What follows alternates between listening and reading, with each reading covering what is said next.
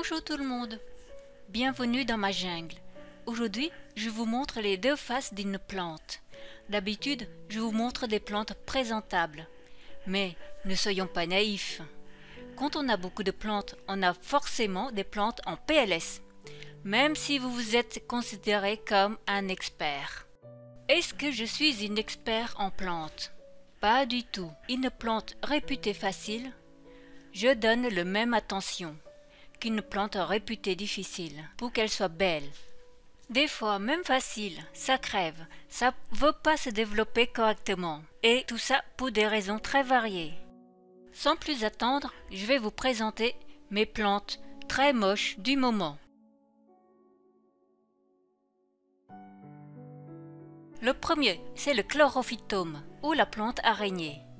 Tout le monde en a, car il est très facile à cultiver.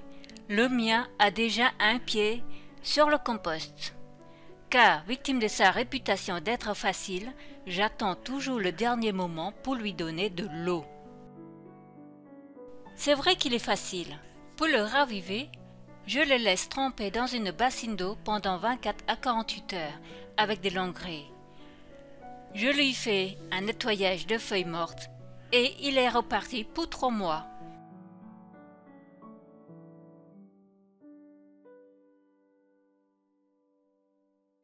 Voici la même plante 3 mois plus tard. Le substrat est complètement sec. Il a juste besoin d'un bon trempage pour être requinqué.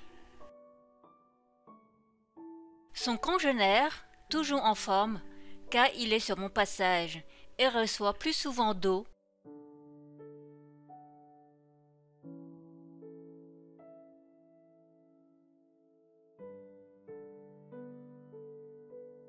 Voici un Jasminum polyanthum que j'ai acheté et donné à ma mère. Elle me le rapporte car il n'a pas un bel aspect avec ses fleurs fanées marron, alors qu'il suffit d'enlever ce qui est fané. Parfois, pour que la plante soit belle, il suffit de lui faire une petite toilette, tailler les branches mortes, enlever les fleurs fanées, ramasser les feuilles qui tombent au pied de l'arbre. Ma mère a la fâcheuse tendance de cultiver ses plantes comme un nénuphar. Elle garde toujours de l'eau dans la coupelle. L'excès d'eau amène l'asphyxie des racines et fait brunir les boutons floraux sans éclosion. Je vais le dépoter, l'enrouler la motte dans du papier essuie-tout. L'eau va se transférer sur le papier et la motte va sécher plus vite avant de le rempoter dans un pot plus grand. Car il ne faut pas oublier que c'est une plante à croissance rapide. Voilà l'exemple de ce qu'il peut devenir en 2 ans.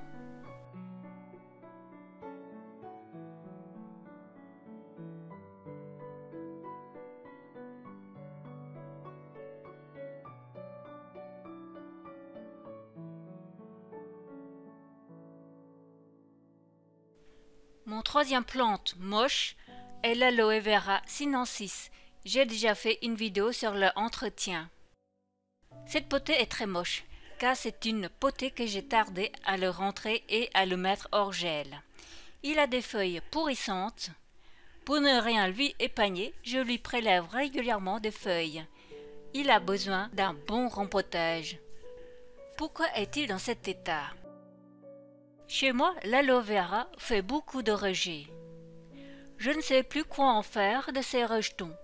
J'ai donc tardé à le rentrer.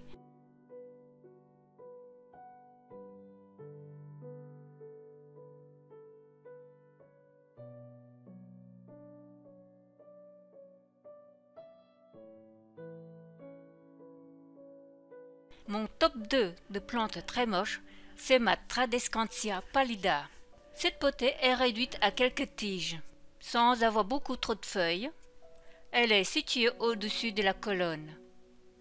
C'est une plante super envahissante. Je l'ai taillée très sévèrement et de temps en temps je lui remplis son bol d'eau.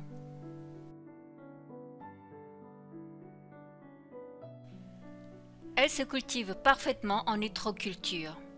Quand je taille, je récupère les tiges dans un bocal avec de l'eau et un peu d'engrais. Et je dissémine les bocaux de Tradescantia parmi les plantes qui ont besoin d'humidité. car la Tradescantia est une plante qui consomme et libère beaucoup d'humidité. Elle joue le rôle chez moi d'humidificateur naturel. C'est une plante qu'il faut tailler souvent, sinon elle prend trop de lumière aux autres plantes, par sa croissance très rapide.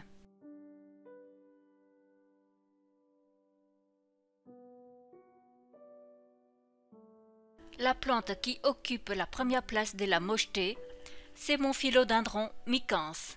Il est complètement chauve, très moche, vraiment moche. Je n'ai pas sa version flatteuse. Le pied mère, toujours dans la peau d'origine, est son clone, sur le pied d'égalité, de potée, de mocheté. Pourtant je le cultive comme les autres. J'ai dû rater quelques coches. Non seulement elle ne fait pas de fleurs, et en plus elle est moche. Elle a tous les critères pour aller trôner sur le compost et rayer de ma liste. Des plantes moches, j'en ai d'autres, mais leur cas peut être amélioré, contrairement à ce philodendron micans qui m'est complètement incompréhensible. Et vous, avez-vous des plantes qui vous rendent chèvre? Écrivez-le moi en commentaire, car j'aimerais bien savoir.